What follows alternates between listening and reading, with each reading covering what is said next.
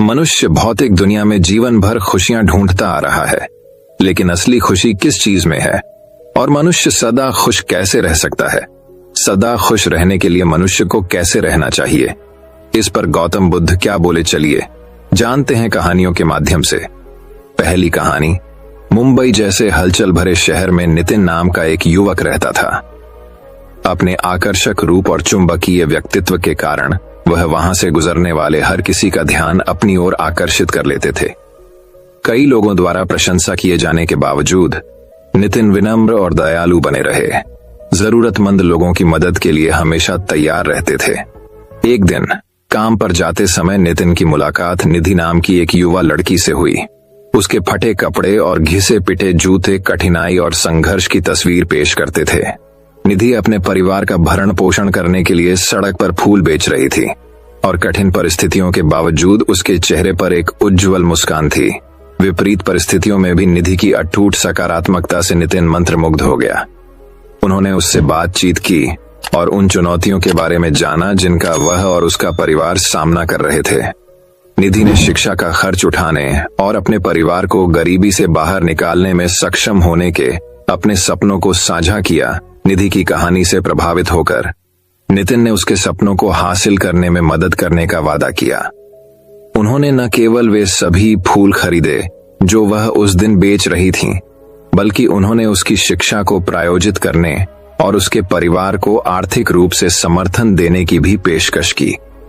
निधि कृतज्ञता से अभिभूत थी और उसे विश्वास ही नहीं हो रहा था कि नितिन ने उस पर कितनी दयालुता दिखाई है। इसके बाद के महीनों में नितिन निधि का गुरु और दोस्त बन गया।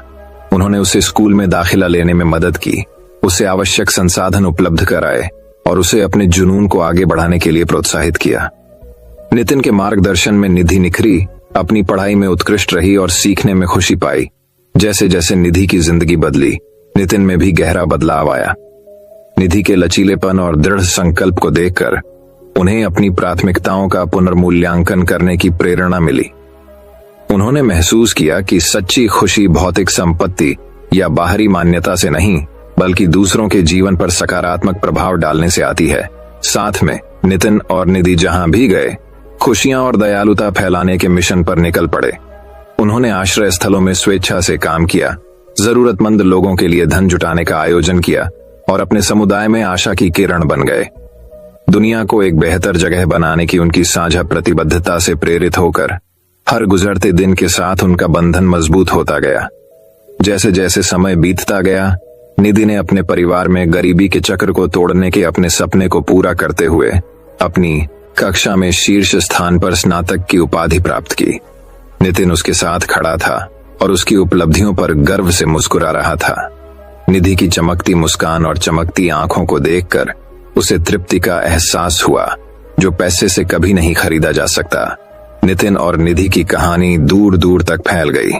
जिसने भी इसे सुना सभी के दिलों को छू लिया। लोग उस आकर्षक युवक और एक समय गरीब लड़की, जो अब सभी के लिए आशा और प्रेरणा की किरण है, के बीच रहस्यमय बंधन को देखकर आश्चर्यचकित थे। उनकी कहानी का नैतिक स्पष्ट था। सच्ची खुशी निस्वार्थ रूप से दूसरों की सेवा करने और हमारे आसपास के लोगों के जीवन पर सकारात्मक प्रभाव डालने में निहित है। नितिन और निधि की यात्रा ने सभी को सिखाया कि दया, करुणा और सहानुभूति एक पूर्ण जीवन के आधार हैं, जो किसी भी भौतिक संपत्ति से कहीं अधिक मूल्यवान है। और इस तरह आकर्षक लड़के नितिन और कभी गरीब लड़की निधि की रहस्यमयी कहानी आशा, प्रेम और दयालुता की परिवर्तनकारी शक्ति की किंवदंती बन गई। उनकी विरासत उन सभी के दिलों में जीवित रही जो उनकी उल्लेखनीय कहानी से प्रभावित हुए थे। तो दर्शकों, अब चलिए हमारे दूसरी कहानी की शुरुआत करते हैं। दूसरी कहानी। अंजलि अपनी अप्रतिम सुंदरता और मनमोहक लावण्य के लिए दूर दूर तक जानी जाती थी। वह लालित्य का प्रतीक थी। उसकी आंखें ऊपर के सितारों की तरह चमकती थीं और एक मुस्कान थी जो सबसे ठंडे दिल को भी मोहित कर सकती थी। लोग दूर से ही उसकी प्रशंसा करते थे, कानाफूसी करते थे और उसकी चमक की एक झलक पाने के लिए उत्सुक रहते थे। इस बीच मुंबई के हलचल भरे शहर में आदित्य नाम का एक युवा लड़का रहता था। गरीबी में जन्मे आदित्य ने अपने संघर्षरत परिवार का समर्थन करने के लिए अजीब नौकरियों की तलाश में भीड़ भरी सड़कों पर भटकते हुए अपना दिन बिताया। अपनी परिस्थितियों के बावजूद आदित्य के पास दयालुता से भरा दिल और एक भावना थी जो टूटने से इनकार करती थी। एक दुर्भाग्यपूर्ण दिन अंजलि और आदित्य के रास्ते सबसे अप्रत्याशित तरीकों से अलग हो गए। अंजलि अपने ग्लैमरस जीवन की सतहीपन से तंग आकर अपनी आलीशान हवेली की सीमा से बाहर निकलने और अकेले शहर का पता लगाने का फैसला किया।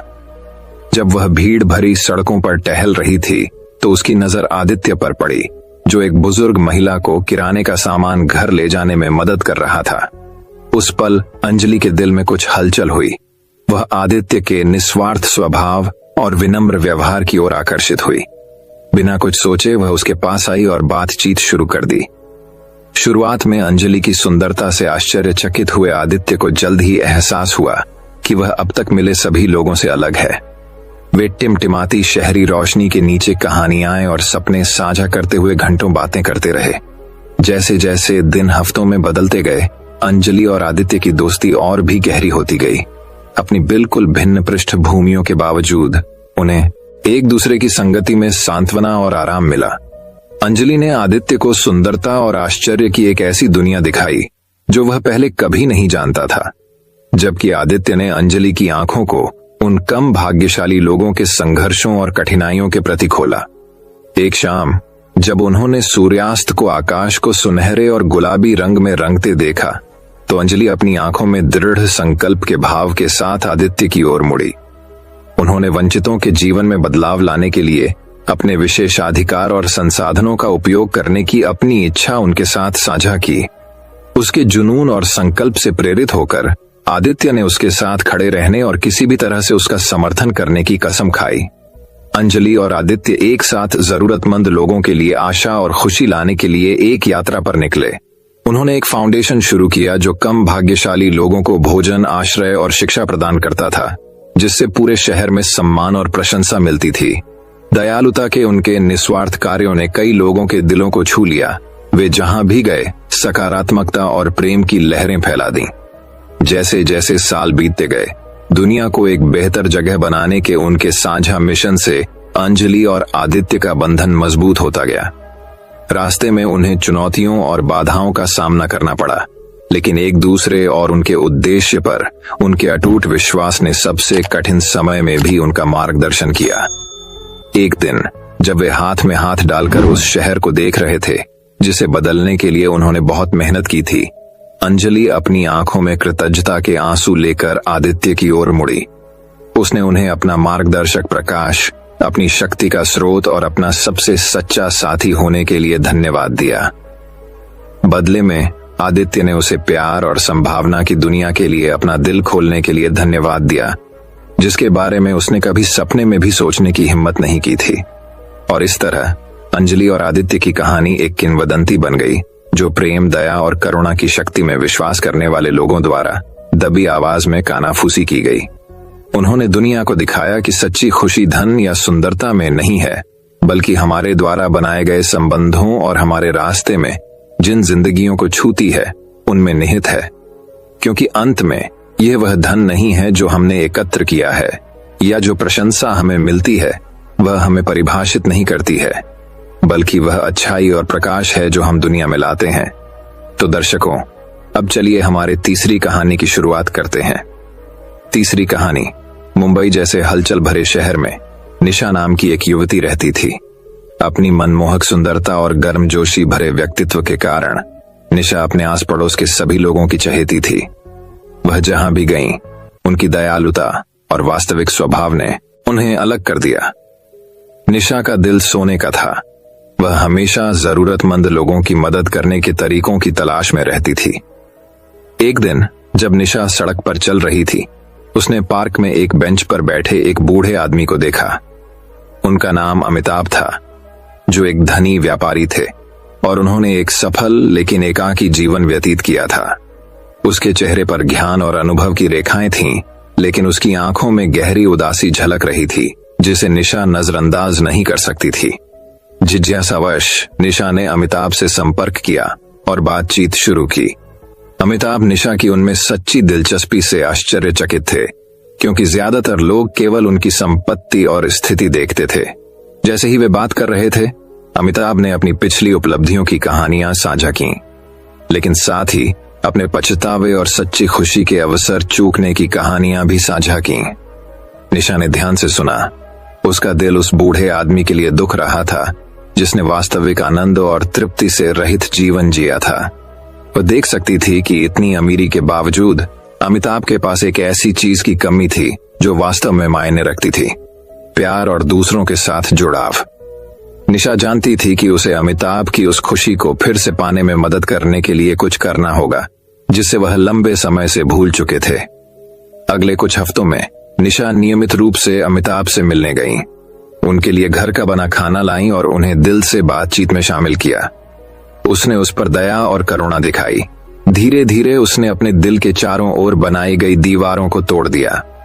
अमिताभ को निशा की उपस्थिति में सांत्वना मिली। उस शांति और संतोष की भावना महसूस हुई जो उन्हें लंबे समय से नहीं मिल रही थी। जैसे जैसे उनका रिश्ता गहरा होता गया, अमिताभ को निशा की दोस्ती की असली कीमत का एहसास हुआ। उसने उसे दिखाया था कि खुशी भौतिक संपत्ति या सांसारिक सफलता में नहीं, बल्कि मानवीय संबंध और सच्चे प्यार की सरल खुशियों में पाई जाती है। अमिताभ का दिल निशा के लिए कृतज्ञता से भर गया, जो उनकी अंधेरी और अकेली दुनिया में रोशनी लेकर आई थी। निशा के अटूट समर्थन और सहानुभूति के माध्यम से अमिताभ ने आत्मखोज और उपचार की यात्रा शुरू की। उन्होंने अपने अतीत के पछतावे को भुला दिया और वर्तमान क्षण को अपनाया, जीवन की सुंदरता को उसकी पूरी सादगी में चखा। निशा के साथ अमिताभ को उद्देश्य और पूर्ति की एक नई भावना मिली जिसे पैसे से कभी नहीं खरीदा जा सकता था। बूढ़ा आदमी और जवान औरत अविभाज्य साथी बन गए। उनका बंधन प्रेम और करुणा की परिवर्तनकारी शक्ति का प्रमाण है। साथ में वे साहसिक यात्रा पर निकले, हंसी और आंसू साझा किए और जीवन के अनमोल क्षणों की सुंदरता का जश्न मनाया। अमिताभ को सबसे अप्रत्याशित जगह एक दयालु और दयालु आत्मा के दिल में सच्ची खुशी मिली थी।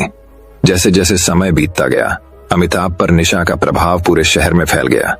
लोग एक समय अलग थलग रहने वाले बूढ़े व्यक्ति में हुए उल्लेखनीय परिवर्तन से आश्चर्यचकित थे, जो अब जहां भी जाता था खुशी और सकारात्मकता बिखेरता था। उन्होंने निशा और अमिताभ के बीच की खूबसूरत दोस्ती की प्रशंसा की, जो उस जादू की याद दिलाती है जो तब होता है जब हम दूसरों के लिए अपना दिल खोलते हैं। और इस तरह आकर्षक महिला निशा और अमीर बूढ़े व्यक्ति अमिताभ की कहानी मुंबई में एक किंवदंती बन गई। उनकी कहानी ने अनगिनत आत्माओं को धन या स्थिति में नहीं, बल्कि दयालुता, प्रेम और संबंध के सरल कार्यों में खुशी खोजने के लिए प्रेरित किया, जो वास्तव में जीवन को जीने लायक बनाते हैं। निशा और अमिताभ की कहानी एक शक्तिशाली अनुस्मारक के रूप में खड़ी है कि सच्ची खुशी हम सभी के भीतर निहित है। हमें इसे खोजने के लिए केवल अपना दिल खोलने की जरूरत है। तो दर्शकों, अब चलिए हमारे चौथी कहानी की शुरुआत करते हैं। चौथी कहानी, भिक्षु और सेवक। पहाड़ियों के बीच बसे एक अनोखे गांव में मास्टर जेनिथ नाम का एक भिक्षु और उसका वफादार नौकर थॉमस रहते थे। वे एक अप्रत्याशित जोड़ी थे, शांत साधु जो ज्ञान और आंतरिक शांति की तलाश में था, और मेहनती सेवक जो अटूट समर्पण के साथ मठ की दैनिक जरूरतों को पूरा करता था।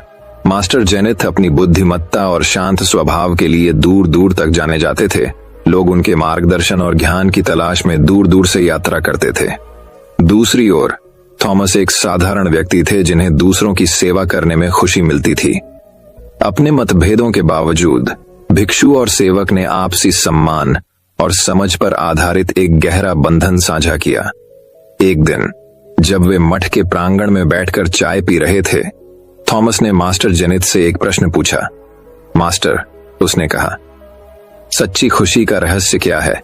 मास्टर जेनिथ ने जानबूझकर मुस्कुराते हुए उत्तर दिया, खुशी मेरे प्रिय थॉमस, बाहरी संपत्ति या क्षण भंगुर सुखों में नहीं पाई जाती है। यह मन की एक अवस्था है, अस्तित्व का एक तरीका है जो भीतर से आता है।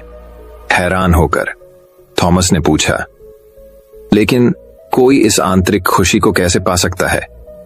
मैंने कई वर्षों तक आपकी सेवा की है, फिर भी मुझे अभी भी अपने भीतर खालीपन का एहसास होता है।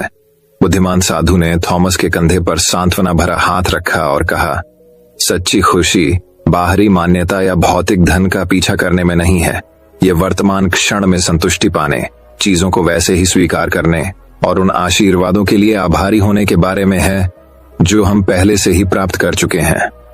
पास होना थॉमस ने अपने दैनिक कार्य करते समय इन शब्दों पर विचार किया। उन्होंने जीवन के साधारण सुखों में आनंद लेते हुए सचेतनता और कृतज्ञता का अभ्यास करना शुरू कर दिया। उनके चेहरे पर सूरज की गर्मी, गांव के चौराहे पर खेलते बच्चों की हंसी, बगीचे में खिलते फूल की सुंदरता, जैसे ही थॉमस ने खुद को इस नई मानसिक स्थिति में डुबोया, कुछ उल्लेखनीय घटित होने लगा। उसका एक बार भारी दिल अब हल्केपन और खुशी से भर गया था। वह अब दूसरों से मान्यता नहीं चाहता था या भविष्य के बारे में चिंतित नहीं था। इसके बजाय उन्होंने वर्तमान में शांति और संतुष्टि पाते हुए प्रत्येक क्षण को वैसे ही स्वीकार कर लिया जैसे वह आया था।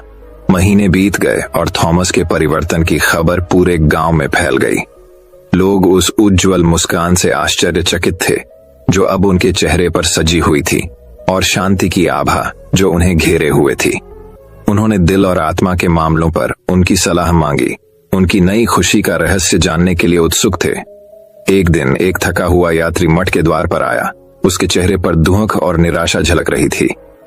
थॉमस ने खुली बाहों से उसका स्वागत किया, उसे गर्म भोजन और रात के लिए आश्रय की पेशकश की।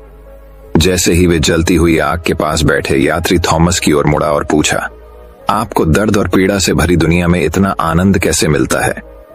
थॉमस ने मास्टर जेनिथ की ओर देखा, जिन्होंने मौन प्रोत्साहन में सिर हिलाया। थॉमस ने गहरी सांस लेते हुए बोलना शुरू किया, मेरे दोस्त, सच्ची खुशी कोई मंजिल नहीं है जिसे पाना है या कोई पुरस्कार पाना है। यह आत्म खोज की यात्रा है, स्वीकृति और कृतज्ञता का मार्ग है। मैं भी एक बार अपने से बाहर अर्थ और उद्देश्य की तलाश में अंधेरे में भटक गया था, लेकिन यह तभी हुआ जब मैं अंदर की ओर मुड़ा, जब मैंने अपने डर और शंकाओं को दूर किया। तब मुझे वह प्रकाश मिला जो हमेशा मेरे भीतर था। यात्री ने ध्यान से सुना, उसकी आंखों से आंसू बह रहे थे। उस पल में वह उस गहन सत्य को समझ गया जिसे थॉमस ने इतनी स्पष्टता से साझा किया था। उन्होंने महसूस किया कि खुशी कोई दूर का सपना नहीं, बल्कि हर दिन, हर पल में चुना जाने वाला एक विकल्प है। और इसलिए भिक्षु और नौकर टिमटिमाते सितारों के नीचे एक साथ बैठे, उनके दिल साझा ज्ञान और करुणा के बंधन में एकजुट हो गए। साथ में उन्होंने सच्ची खुशी के सार को मूर्त रूप दिया, एक ऐसा खजाना जिसे कोई भी बाहरी ताकत कभी भी कम या नष्ट नहीं कर सकती। जैसे ही भोर क्षितिज पर हुई, मठ की दीवारों पर सुनहरा रंग छा गया। यात्री अपने पैरों पर खड़ा हो गया। उसकी आत्मा नई हो गई और उसकी आत्मा ऊपर उठ गई। धन्यवाद मेरे दोस्तों, उन्होंने कहा। उनकी आवाज कृतज्ञता से भरी हुई थी। मैं यहाँ सांत्वना की तलाश में आया था और मैं सोने से भी अधिक कीमती उपहार लेकर जा रहा हूँ, आंतरिक शांति और खुशी का उपहार। और इसके साथ ही यात्री अपनी यात्रा पर निकल पड़ा, अपने साथ भिक्षु और सेवक के शाश्वत ज्ञान को लेकर, एक ऐसी दुनिया में प्रकाश की किरण जो अक्सर अंधेरी और अनिश्चित लगती थी। और इसलिए प्रिय पाठक, मास्टर जेनिथ और थॉमस की कहानी और उनके द्वारा दी गई अमूल्य सीख याद रखें। सच्ची खुशी कोई मंजिल नहीं है जिस पर पहुंचना है, बल्कि ज्ञान और करुणा के साथ हाथ मिलाकर चलने का रास्ता है। उनकी कहानी आपको अपने भीतर प्रकाश की तलाश करने, वर्तमान क्षण को अपनाने और उन सरल चीजों में खुशी खोजने के लिए प्रेरित करे जो जीवन को वास्तव में जीने लायक बनाती हैं। तो दर्शकों, अब चलिए हमारे 5वीं कहानी की शुरुआत करते हैं। 5वीं कहानी, मगध के प्राचीन साम्राज्य में राजा माधव नाम का एक बुद्धिमान और परोपकारी शासक रहता था। उनके शासनकाल में समृद्धि और शांति थी, क्योंकि उनकी प्रजा सद्भाव और संतुष्टि में रहती थी। राजा अपनी करुणा और अपने आसपास के लोगों को खुशियां लाने की अपनी क्षमता के लिए दूर दूर तक जाने जाते थे। एक दिन चंद्रगुप्त नाम का एक युवा विद्वान राजा से मुलाकात की तलाश में महल में पहुंचा।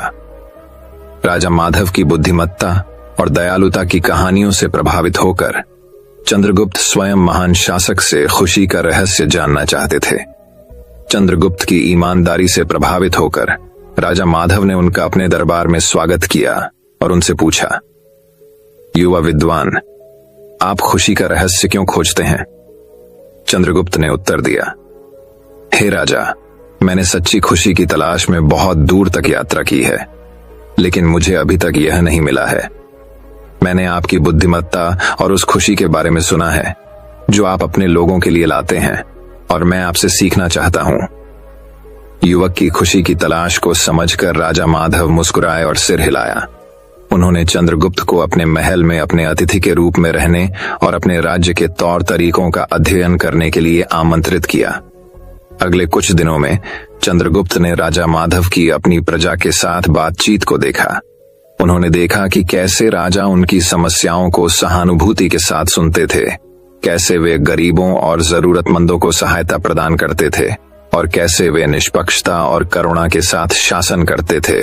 चंद्रगुप्त मगध के लोगों की दीनहीन परिस्थितियों के बावजूद आई खुशी से आश्चर्यचकित थे। एक शाम जब वे शाही उद्यान में बैठे थे, चंद्रगुप्त ने राजा से पूछा, महामहिम, आप अपनी प्रजा को कैसे खुशियां लाते हैं? सच्ची संतुष्टि का रहस्य क्या है? राजा माधव ने आंखों में चमक के साथ चंद्रगुप्त की ओर देखा और कहा, खुशी का रहस्य मेरे प्रिय विद्वान धन या शक्ति में नहीं, बल्कि दूसरों की सेवा करने के सरल कार्य में निहित है। सच्ची खुशी आसपास के लोगों के जीवन को समृद्ध बनाने से आती है। आप जहां भी जाएं, प्रेम और दयालुता फैलाएं। चंद्रगुप्त ने राजा की बातों पर गहराई से विचार किया और उन्हें उनकी शिक्षाओं में सच्चाई का एहसास हुआ। वह समझ गया था कि खुशी कोई मंजिल नहीं है जिस तक पहुंचा जा सके, बल्कि एक यात्रा है जिसे गले लगाया जाए, जो सार्थक संबंधों और दयालुता के निस्वार्थ कार्यों से भरी हो। राजा माधव की बुद्धिमत्ता से प्रेरित होकर चंद्रगुप्त ने मगध राज्य में रहने और दूसरों की सेवा के लिए अपना जीवन समर्पित करने का फैसला किया। वह राज्य में एक प्रिय व्यक्ति बन गए जो अपनी उदारता और करुणा के लिए जाने जाते थे, और राजा माधव के साथ मिलकर उन्होंने मगध के लोगों के लिए और भी अधिक खुशियां लाने के लिए काम किया। वर्षों बीत गए और चंद्रगुप्त बूढ़ा हो गया। उसका हृदय राजा माधव से सीखे गए सबक के लिए कृतज्ञता से भर गया। अपने अंतिम दिन जब वह अपने प्रियजनों से घिरे हुए मृत्युशैया पर लेटे थे, चंद्रगुप्त बहुत मुस्कुराए। उनका चेहरा खुशी से चमक रहा था। राजा माधव उसके पास बैठ गया, उसका हाथ पकड़कर और फुसफुसाए, तुम्हें सच्ची खुशी मिली है मेरे प्यारे दोस्त। तुम्हारी विरासत उन सभी के दिलों में जीवित रहेगी जो तुम्हें जानते थे, क्योंकि तुमने हमें दिखाया है कि खुशी का रास्ता क्या है, प्रेम और निस्वार्थता से परिपूर्ण। और इसलिए चंद्रगुप्त और राजा माधव की कहानी मगध साम्राज्य में किंवदंती बन गई। दो आत्माओं की कहानी जिन्हें दूसरों की सेवा करने और जहां भी वे गए खुशी फैलाने में सच्ची खुशी मिली, और मगध के लोग अपने प्रिय राजा और उनके प्रिय मित्र के शाश्वत ज्ञान द्वारा निर्देशित होकर शांति और सद्भाव में रहते रहे। कहानी का सार यह है कि सच्ची खुशी दूसरों के जीवन को समृद्ध बनाने और आप जहां भी जाएं प्यार और दयालुता फैलाने से आती है। तो दर्शकों, अब चलिए हमारे छठी कहानी की शुरुआत करते हैं। छठी कहानी मोहित भिक्षु और मासूम निकिता की कहानी। एक बार सेरेनिटी वैली के शांत गांव में दो व्यक्ति रहते थे जिनके रास्ते सबसे अप्रत्याशित तरीके से एक दूसरे से जुड़े हुए थे। मोहित मोंक, एक बुद्धिमान और संतुष्ट भिक्षु, और मासूम निकिता, एक जिज्ञासु और उत्साही युवा लड़की। दोस्ती के बीज मोहित भिक्षु गांव के बाहरी इलाके में एक साधारण मठ में रहता था। वह अपनी गहन बुद्धिमत्ता और शांति की अटूट भावना के लिए दूर दूर तक जाने जाते थे। एक धूप भरी दोपहर में जब वह एक शांत कमल तालाब के पास ध्यान कर रहे थे, तो हवा में गूंजती हंसी की आवाज से उनका चिंतन बाधित हो गया। मासूम निकिता, आश्चर्य से भरे दिल वाली एक चंचल आत्मा, मठ के आसपास के जंगल में गहराई तक चली गई थी। उसकी नजर एक दुर्लभ फूल पर पड़ी जिसकी जीवंत पंखुड़ियां हल्की हवा में नाच रही थीं। इसकी सुंदरता से मंत्रमुग्ध होकर उसने उसे तोड़ लिया और अपनी प्रशंसा के प्रतीक के रूप में भिक्षु को उपहार देने का फैसला किया। सामना जैसे ही निकिता मठ के पास पहुंची, उसने मोहित भिक्षु को ध्यान में लीन पाया। चेहरे पर हल्की मुस्कान के साथ उसने फूल उसके पास रख दिया और चुपचाप पीछे चली गई। इस बात का ध्यान रखते हुए कि उसकी शांति में खलल न पड़े, मोहित भिक्षु ने उसकी उपस्थिति को महसूस करते हुए अपनी आंखें खोलीं और छोटी लड़की द्वारा छोड़ा गया उपहार देखा। उसके शुद्ध भाव से प्रभावित होकर उसने उसे ढूंढने और अपना आभार व्यक्त करने की कोशिश की, और इस तरह बुद्धिमान भिक्षु और मासूम बच्चे के बीच बंधन शुरू हुआ। खुशी की तलाश मोहित मोंक के शांत स्वभाव से मोहित होकर निकिता एक दिन उनके पास आई और पूछा, चुनौतियों के बावजूद भी आप इतने खुश और संतुष्ट कैसे रहते हैं? साधु ने उसकी जिज्ञासा से प्रभावित होकर अपने युवा मित्र को एक मूल्यवान सबक देने का फैसला किया। उन्होंने उसे हैप्पी वैली की कहानी सुनाई, एक पौराणिक जगह जहां खुशियां नदी की तरह बहती थीं और हर दिल में खुशी खिलती थी। भिक्षु के शब्दों से प्रभावित होकर निकिता ने हैप्पी वैली को खोजने और सच्ची खुशी का अनुभव करने के लिए यात्रा शुरू करने की इच्छा व्यक्त की। यात्रा शुरू होती है मोहित मोंक ने निकिता की आंखों में ईमानदारी को पहचानते हुए इस खोज में उसका साथ देने की पेशकश की, और इसलिए यह अप्रत्याशित जोड़ी रोमांच और खोजों से भरी यात्रा पर निकल पड़ी। घने जंगलों और ऊंचे पहाड़ों से होते हुए नदियों और घाटियों के पार वे एक साथ चले। हर कदम पर उनकी दोस्ती का बंधन मजबूत हुआ। रास्ते में निकिता ने भिक्षु से मूल्यवान सबक सीखा, कृतज्ञता का महत्व, दयालुता की शक्ति और सादगी की सुंदरता। उसने महसूस किया कि सच्ची खुशी भौतिक संपत्ति या बाहरी परिस्थितियों में नहीं, बल्कि किसी के दिल की गहराइयों में होती है। क्रांति, रहस्योद्घाटन। जैसे ही वे सबसे ऊंचे पर्वत के शिखर पर पहुंचे, नीचे घाटी का मनमोहक दृश्य देखते हुए निकिता को अपने ऊपर शांति का एहसास हुआ। शांति के उस क्षण में उसे खुशी का सही अर्थ समझ में आया। यह कोई दूर की मंजिल नहीं थी जिसे पहुंचा जाना था, बल्कि एक यात्रा थी जिसे गले लगाया जाना था। मोहित मोंक की ओर मुड़ते हुए उसने कहा, आपकी बुद्धिमत्ता और दयालुता से प्रेरित होकर मैंने अपने भीतर हैप्पी वैली पाई है। मुझे सच्ची खुशी का रास्ता दिखाने के लिए धन्यवाद। साधु गर्मजोशी से मुस्कुराया, यह जानकर कि उसके युवा मित्र ने किसी भी भौतिक संपत्ति से कहीं अधिक मूल्यवान खजाना खोजा है। कहानी का नैतिक पहलू है, और इस प्रकार मोहित मोंक और मासूम निकिता की कहानी सेरेनिटी वैली में एक किंवदंती बन गई, जिसने पीढ़ियों को अपने भीतर खुशी तलाशने और दोस्ती के बंधन को संजोने के लिए प्रेरित किया, जो उनके रास्ते को रोशन करता है। क्योंकि ज्ञान और मासूमियत के मिलन में ही आनंद और संतुष्टि का असली सार निहित है। इसलिए याद रखें प्रिय पाठक, खुशी कोई ऐसी मंजिल नहीं है जिसे पाया जाए, बल्कि एक यात्रा है जिसे खुले दिल और इच्छुक भावना से अपनाया जाए। और आत्मीय आत्माओं की संगति में खुशी की तलाश प्यार और खुशी के साझा क्षणों से रोशन मार्ग बन जाती है। दोस्तों, मैं उम्मीद करता हूं कि यह कहानी सुनने से आपके जीवन में अच्छे बदलाव आए होंगे। आपको इस वीडियो से क्या सीखने मिला, ये कमेंट करके जरूर